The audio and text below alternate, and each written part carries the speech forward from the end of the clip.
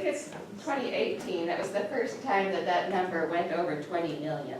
So we really are in kind of an unprecedented time right now for refugees worldwide.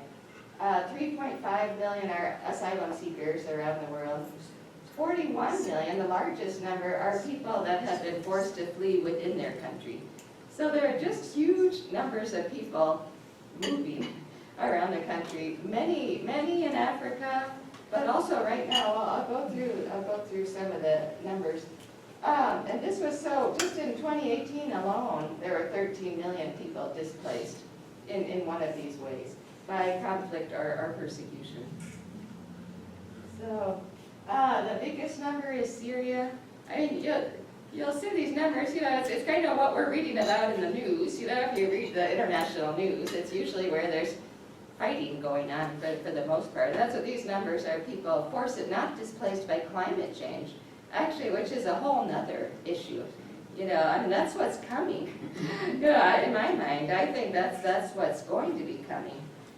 So anyway, this is just people where they're running because of fighting. Their area is being bombed or whatever. They feel like they can't live, or a neighborhood's being targeted.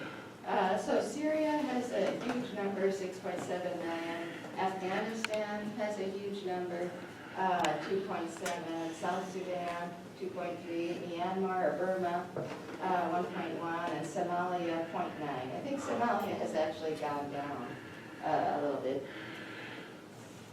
The big countries that are hosting all these people, Turkey has 3.7 million, Pakistan 1.4, Uganda 1.2, Sudan 1.1, Germany 1.1. So we're farther down. we think we feel like we're the hot spot, but actually we're not the hot spot. Really, we have a lot going on, especially at the southern border, but not compared to some of these other countries, honestly. So I don't feel like this gets out, really. I don't feel like this information gets out. And some of these are pretty low-income countries, like Uganda. And Turkey, I think Jordan has a lot. I don't know if you can read this. This is kind of an interesting chart. I think these are from the United Nations. And the United Nations, incidentally, has wonderful statistics and reports. And I mean, you could find about any kind of report or chart that you want. This is just kind of interesting to say. So this is for 18, just for last year, like who's moving as of last year. So the people from Syria, which is that big block, are going mostly to Turkey, some going to Sudan, some going to Germany. Venezuela, which is growing, I think, going mostly to Peru, but you'll see this little pink line. Some of them are making it to the U.S. and traveling up through South America to Mexico as well. South Sudan, the people are going mostly either north to Sudan or going to Uganda. The Congo, going mostly to Uganda. Afghanistan, going up to Turkey for the most part. Iraq, which is another big number, going to Turkey and Germany.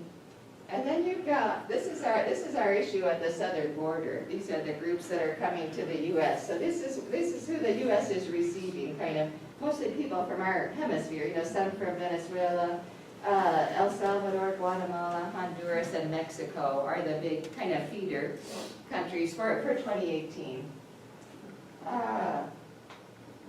Let's see.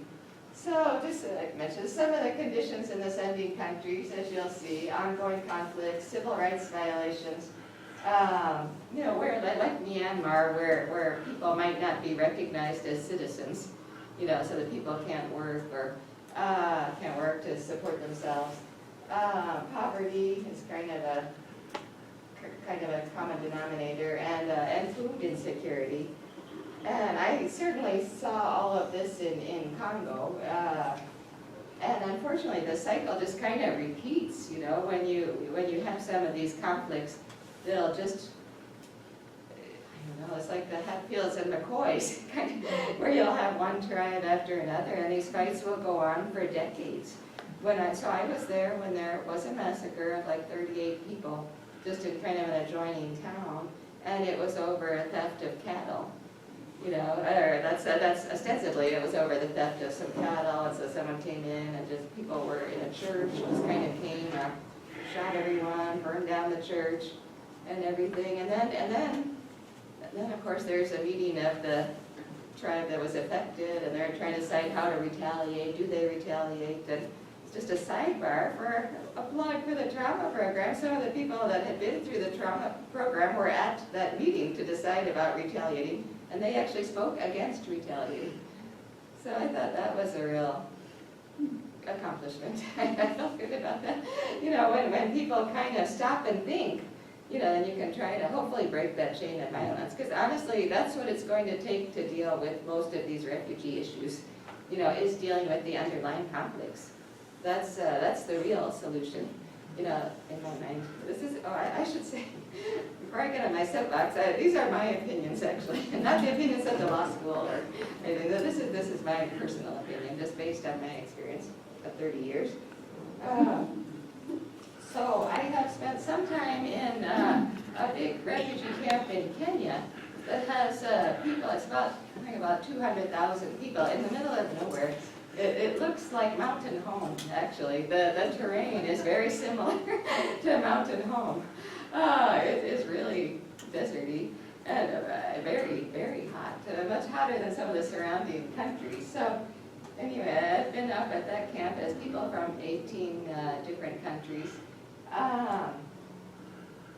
And you wondered, I've been in Congo, to Eastern Congo, and a lot of the refugees go from Eastern Congo to these camps, you know, and sometimes you wonder why, at least you have a little home in Congo, you know, but some are burned out of their homes or whatever, you know, there's been a massacre, they're really afraid they're going to be killed. And then for some it's more complicated, where it may be more access to food, security, education. Sometimes they have more, like I met a lot of young men from South Sudan who are giants. Actually, I felt like I was in a different country, a different planet. They were huge. So some of them fled their country. I mean, some because of the violence. Some because they didn't want to be recruited. They didn't want to be recruited into these militias. And then some, honestly, I think it was they wanted a chance at having an education, even finishing primary. I mean, some of these people are in their 20s. It's heartbreaking. Honestly, it's heartbreaking. Because you'll see these like 24-year-olds, giant people, giant young men. And I didn't get to see as many women. They're not even at that level, but they want so badly to finish like primary school, you know, just get their primary certificate, and then a lucky few will get on to maybe to secondary.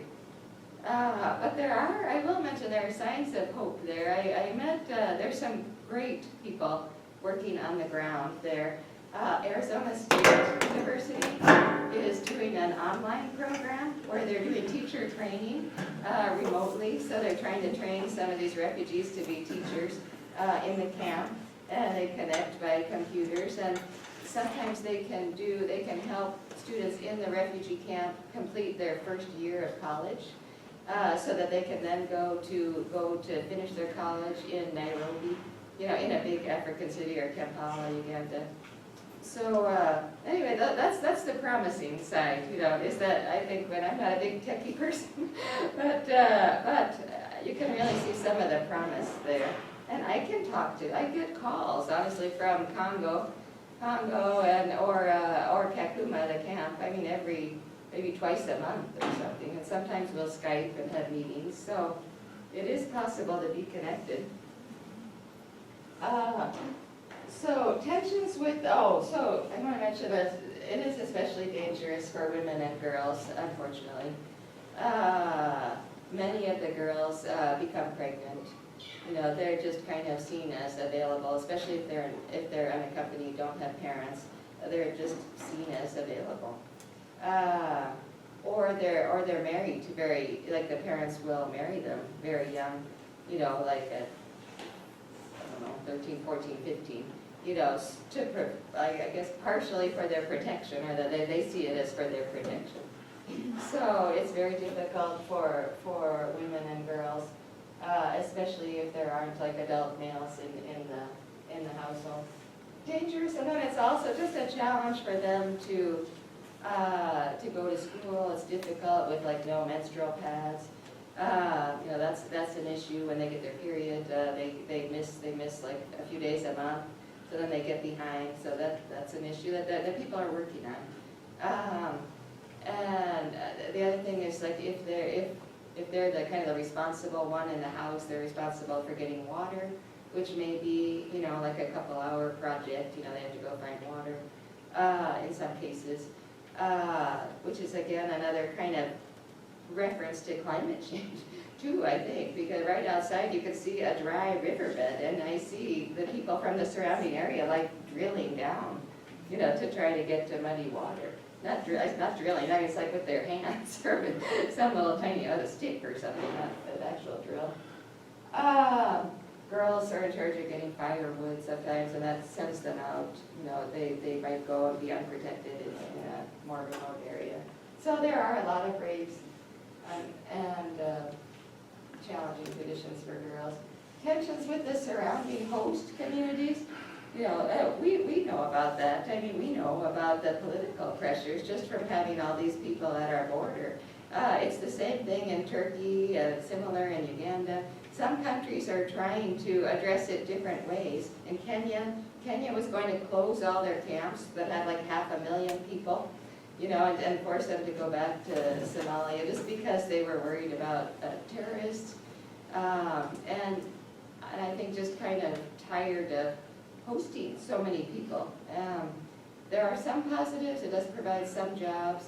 Like in Uganda, I think they were trying to if they're building schools for all these refugees, you know, for the 1 million refugees that are there, they're trying to do it in communities so it can be shared, you know, so that it will also benefit the people in these poor villages in Uganda, you know, or Kenya. So I think that's the model the UN is trying to go towards, you know, is like to make things more sustainable, is to try to do more long-term and sustainable solutions.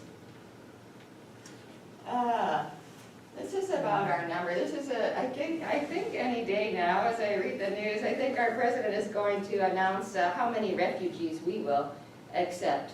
And it's gotten, so this is thousands. Now, we've been talking about millions, but this is thousands. So I should mention just that the people that actually get resettled as refugees is a tiny, tiny fraction. You know, it really is a tiny fraction of the people that most people will end up either going back to their country that they fled, you know, like back to Somalia, back to South Sudan, or they'll stay in a neighboring country. You know, that's where most people end up. I mean, I think, I don't know offhand, but I think it's less than 1% or something that actually would get resettled in a place like the United States or Canada.